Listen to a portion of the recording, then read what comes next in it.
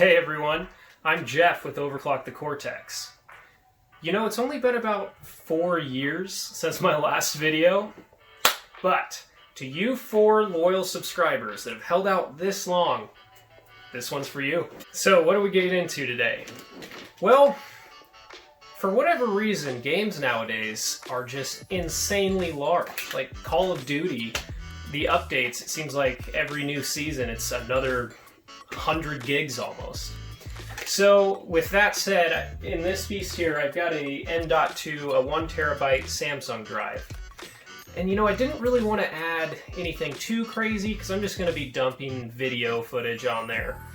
And I really just didn't want to add a standard hard drive. It doesn't seem right in this rig, so keeping that in mind and wanting to do something on the budget, I went ahead and got a Western Digital Blue Series 500 gig M.2 drive.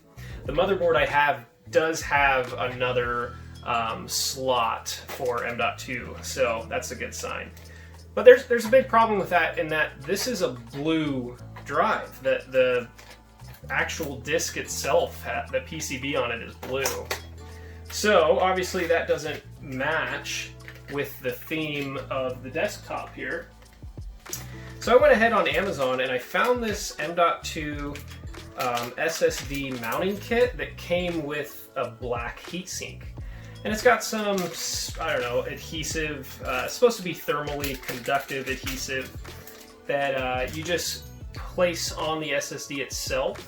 And then it has these cheesy rubber bands. Hopefully we don't have to use them, but at least it's black and white, so it'll match the system a little bit better. So let's get after it. So, first things first, I've been fondling this SSD a little bit, and there's some leftover adhesive on there from a sticker that I peeled off. So let's go ahead and use an alcohol wipe to prep the surface so that the thermal pad has a good adhesion to the M.2. Now it's most important that the pad comes into contact with the actual chip here, the memory, not so much just the PCB. This is more filler space than anything.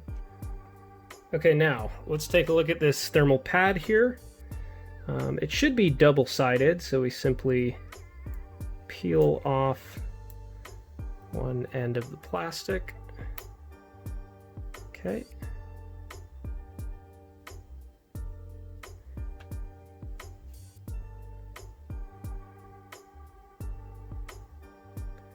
We're going to do our best to place this guy on here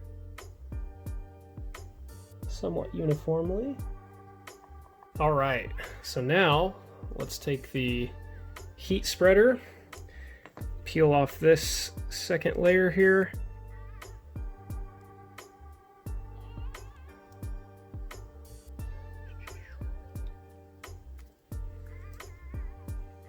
And apply this guy.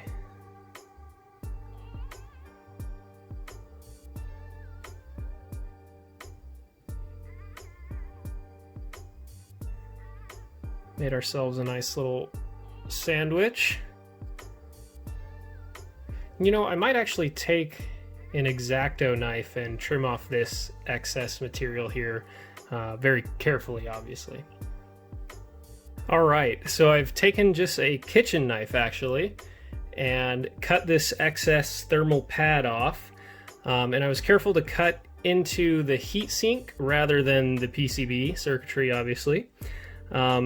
And there's still a tiny bit poking out, but I think it's definitely going to be good enough for where it's mounted. It won't necessarily be visible to anyone peeking into my computer.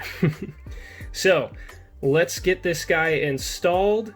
You know, they supplied these rubber bands probably for a reason. I'd imagine this stuff isn't the stickiest in the world, so let's put them on and then plug this baby in and see how she goes.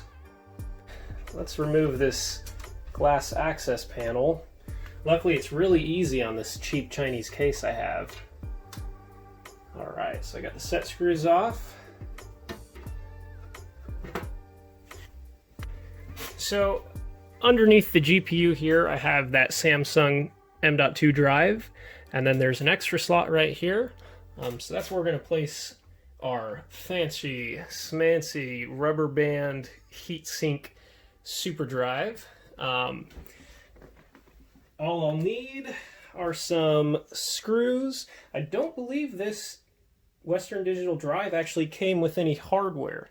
So luckily this hardware came with the heat spreader kit that I ordered online. And I will need a small screwdriver that was also supplied with this kit. There's the brand if anyone's interested. I think it was only $5 or $6, super cheap.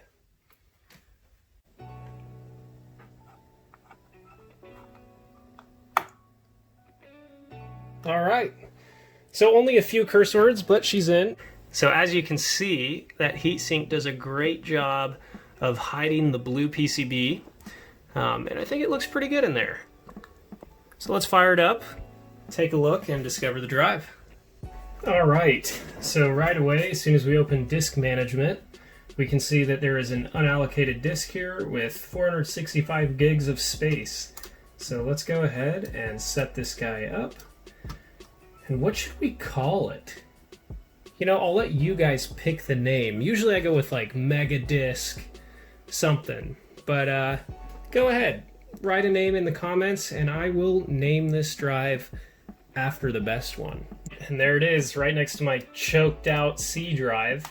We've got new volume, the K drive. Time to fill it up with news.